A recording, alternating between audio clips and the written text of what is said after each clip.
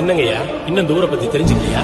அசலூர்காரங்களுக்கு எங்க பழக்க வழக்கத்தையும் எங்க வழிமுறை புதுசா புரிஞ்சுக்க முடியாது, கத்துக்கவும் முடியாது. ஐயா, இது 1 வருஷம் 2 வருஷம் இல்ல, 200 வருஷம் சங்கதி. பல தலைமுறை அப்படித்தான் போயிட்டு இருக்கு.